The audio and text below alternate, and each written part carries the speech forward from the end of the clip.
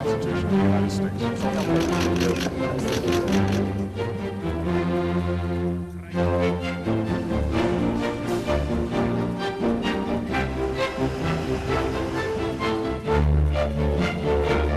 One nuclear weapon.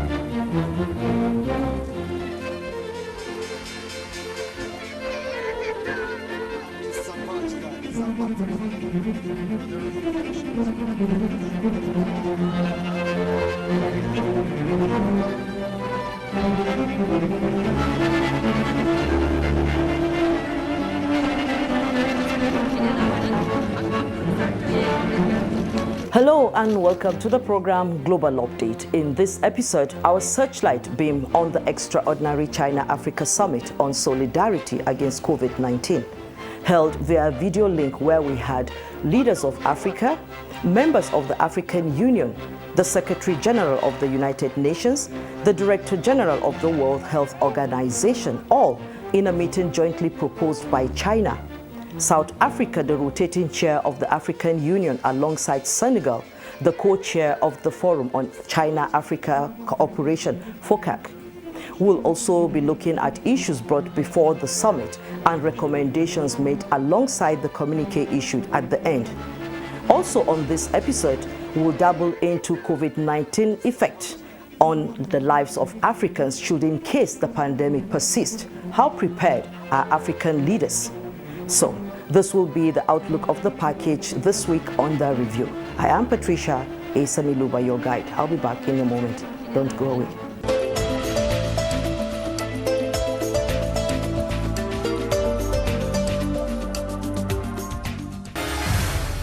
COVID-19 pandemic has become the major challenge to humankind and is the most serious global public health emergency that the world is facing now since the end of World War II.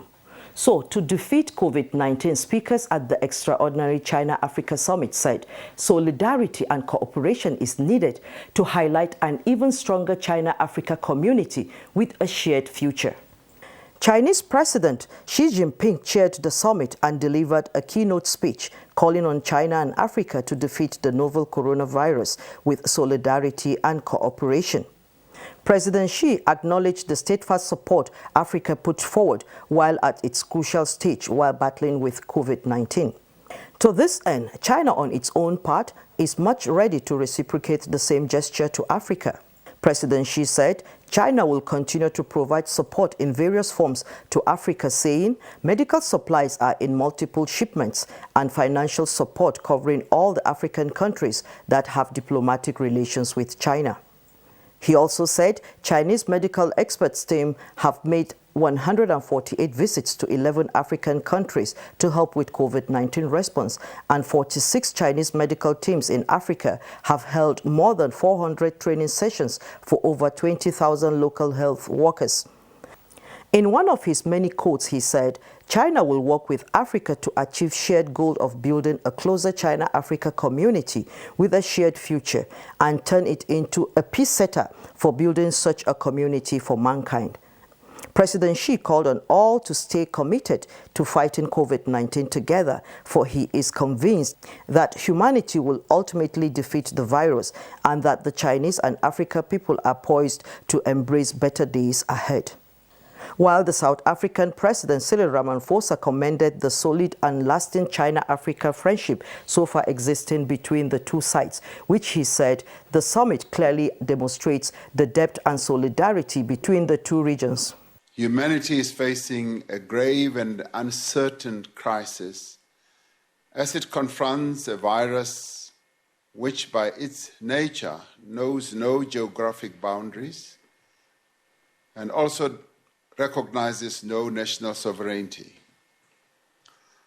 This pandemic is not only a threat to health, but has a profound bearing on many other areas of global activity, including negative bearing on trade, on debt, financial flows, security, migration, and actions that we've been wanting to take to deal with climate change.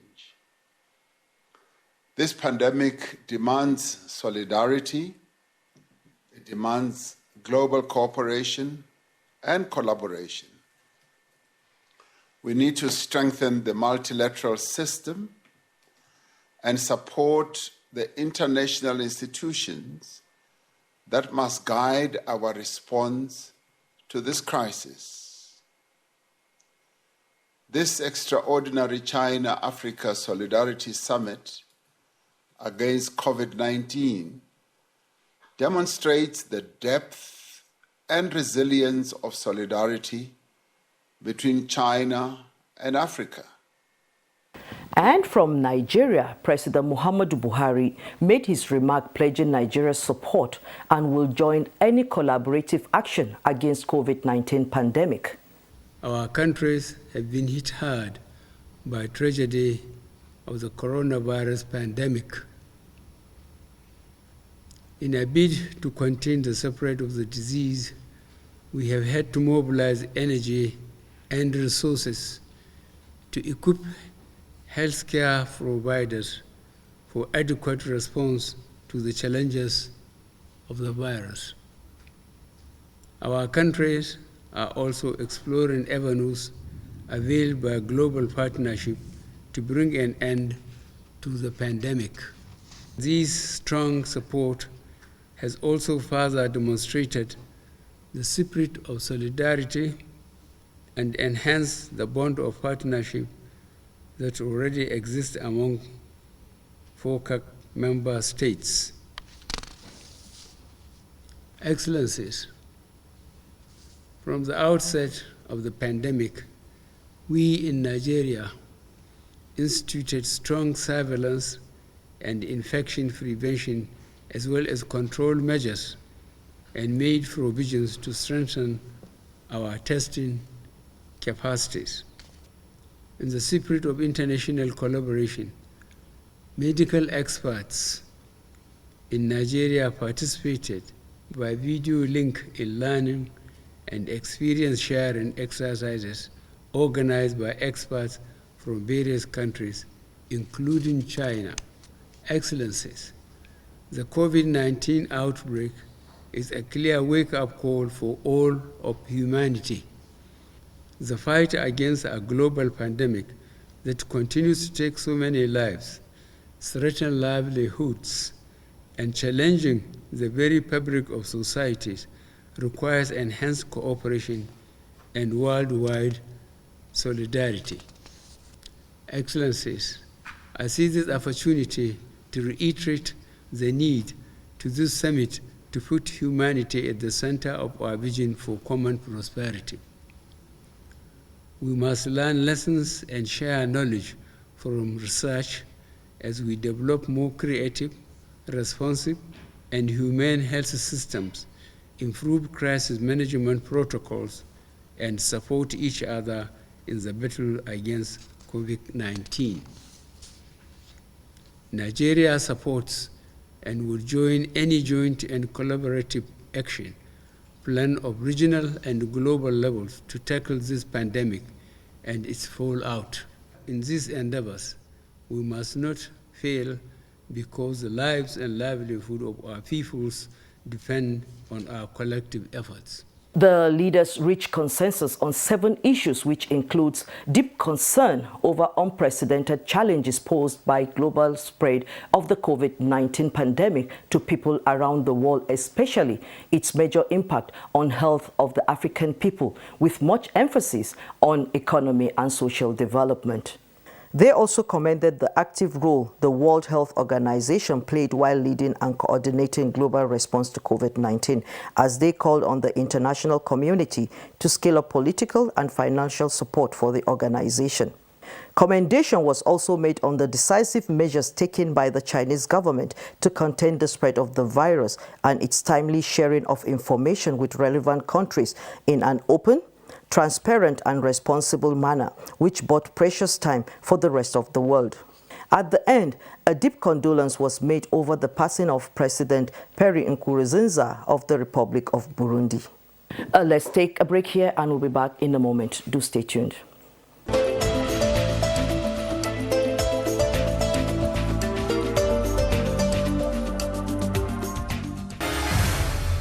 Global Update is a 25 minutes program that comes up every other Monday at 9:30 a.m. and a repeat on Wednesdays and Thursdays at 5 minutes past 1 p.m. and 8 p.m. respectively. You can hook us up on these stations shown on your screen. For now, the best and most efficient way to avoid getting infected is through regular hygienic and sanitary practices, as well as social distancing. As individuals, we remain the greatest weapon to fight this pandemic. By washing our hands regularly with clean water and soap, disinfecting frequently used surfaces and areas, coughing into a tissue or elbow, and strictly adhering to infection prevention control measures in health facilities, we can contain this virus.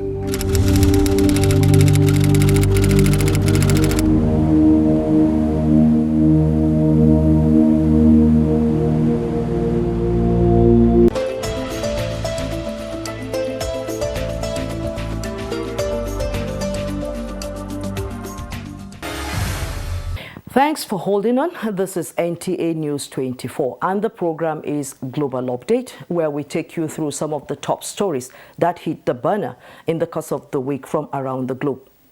In this segment, we have the views of a retired career ambassador with the Ministry of Foreign Affairs, Ambassador Joe Keshi, on the effects that COVID-19 will make on the lives of Africans should in case the pandemic persist and destabilize livelihood in regards food security, and how leaders, especially in Africa, will prepare for the uncertain situation. The pandemic has really exposed so many things, not just our false belief in so many things. For example, if you were told before the pandemic that something would happen that will overwhelm the health systems of the advanced countries, particularly the United States, I'm sure you would debate it and say no. You will give all example of the innovations, the equipment they have in the United States, but we all saw how they were overwhelmed. And their food banks, they actually emptied it in order to feed the populace. And that's because over the years, they have these food banks all over the place, and they've been buying a lot in case of the quote-unquote unexpected. In fact, the European Union also have a food bank. There were a couple of years that the European Union, which is why, by the way, anytime there's a disaster anywhere around the world, these advanced countries have a store that they go to take food to help the affected areas. And almost immediately they replenish it. In our own case, we don't have such things. And which is why you could see that it was difficult for the government and the PTF to properly manage certain aspects of the COVID protocol. For example, at the lockdown, you could see many people disobeyed more because they were hungry. So your question is, what should African leaders do? I think this COVID should teach us a couple of lessons. But because we are discussing food security, I think what we should do in the continent now is to really focus on growing agriculture in order to, have food security. And what even makes it, look, we are not, we're actually going to be in serious trouble, because during the lockdown, even farmers who were doing a bit of farming, they had no buyers. Because, when you travel around this country by road, you see so much food on the highway. That's particularly in the villages, because they bring this thing out on market days and they sell them. But because of the lockdown, there were no buyers and most of them were destroyed. But we're now in the rainy season. The hope is that the farmers would go back. But they need tremendous amount of assistance. And in the country, the food belt of this country is in crisis.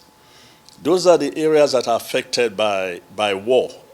And in the critical area of the middle belt, you know the situation better than I do. So, but government should not give up. I think government should just focus on three things, in my view. Agriculture, in order to grow food.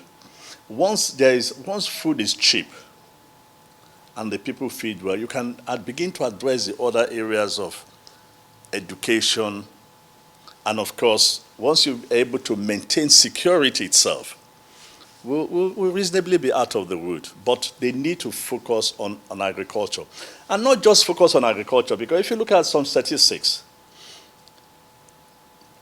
we have more than 60% of Nigerians in the agricultural sector. But those who have less than 60%, some 5%, some 10%, they are producing more food than us that have 60% of our populace in that industry. So what's the problem? They are using science, technology. We are still at, the primary level. So we need to, we need to cascade into modern agricultural farming in order to be able to feed the expanding population. In the just concluded extraordinary China-Africa summit, President Muhammadu Buhari made mention that Nigeria has created the enabling environment for the agricultural sector to boom in spite of the lockdown, as the economy also continues to function. With regard to restrictions in movements occasioned by the need to contain the spread of the disease, we created the enabling environment for farmers to safely plant and harvest during this rainy season in order to ensure that our food security is not compromised. In addition, we took steps for prompt transportation of agricultural products and food items from rural production areas to the consumers and to industrial processing zones. We have also developed practical policies to protect lives and livelihoods at the same time and to ensure our economy continues to function as we maintain an aggressive response to the pandemic. And now, Ambassador Keshi, in your views earlier, you talked much on the role for the authorities. So, what then should be the individual's responsibility? In fairness to, in particular, the farmers, your observation is correct, in the sense that the farmers really do not have a very high lifestyle. In fairness to Nigerians are actually very, very industrious, and they work hard. To be candid and frankly, there's a disconnect. The feeling of most Nigerians today is that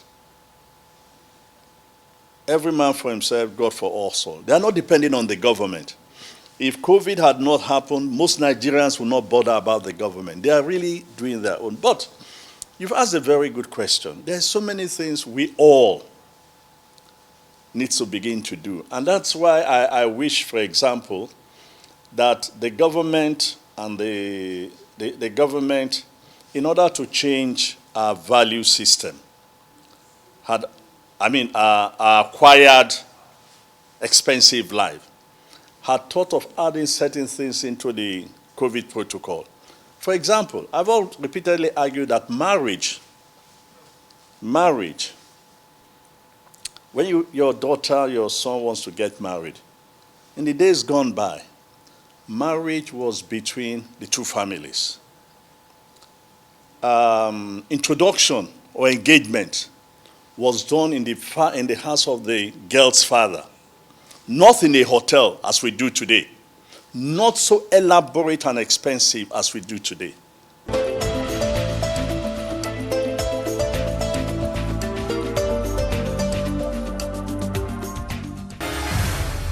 Let's take a break here, and when we return, we'll take a look at another view to the ongoing protests in the United States over the murder of an African American by police as we get to wrap up on the program Global Update for this week. There is a lot of fake news and report circulating, especially on social media, on the coronavirus.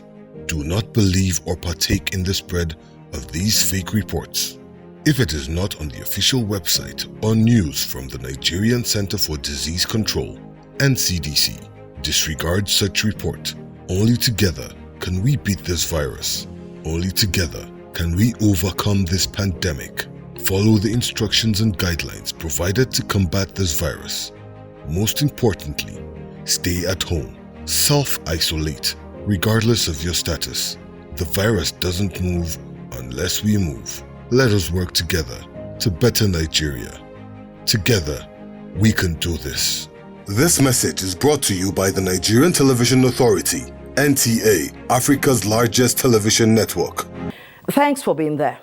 Now to the issue on the protests in the United States regarding the murder of George Floyd as viewed by an American race issue expert, Henry Taylor, a professor with the State University of New York at Buffalo. The ongoing protest stage across the United States over the murder of George Floyd, the professor said, is not only for the death of George Floyd, but also for the unequal treatment of African Americans amid the COVID-19 epidemic. Henry Taylor believes that police brutality, especially that against African Americans, has long prevailed in American society. Taylor said that the death of George Floyd shows that violent law enforcement against African Americans has become a common phenomenon, with the death now acting as a catalyst of a nationwide awakening to the systematic racism. The callousness, while others stood around watching casually, as if nothing was going on. And in a lot of ways, this killing ripped the mask off of America the Beautiful so that you could actually see the disfigurements within the framework of this society, that the young people could see the connection between this humanity. Taylor noted that African Americans have always played a major role in the American labor force, yet they have been getting the short end of the stick. Blacks have always been a critical component of the American labor force, but they have always been at the bottom. And we have always fought against that. In the community, there is always anger and frustration.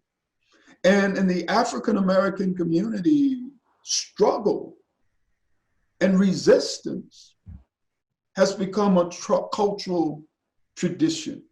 What the American people saw in the case of COVID-19 was an epidemic, a pandemic disproportionately hit the African American community. People were not only protesting Floyd, but they were also articulating a vision for the kind of post-COVID-19 world that they want.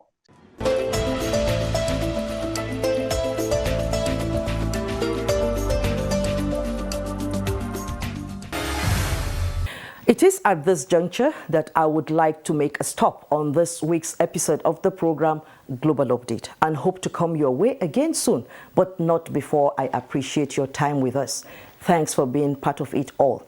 Remain strong and adhere to all precautionary measures provided to you by the authorities to stop the spread of COVID-19, as we all take personal responsibility to practice good hygiene and ensure physical and social distancing. Stay safe.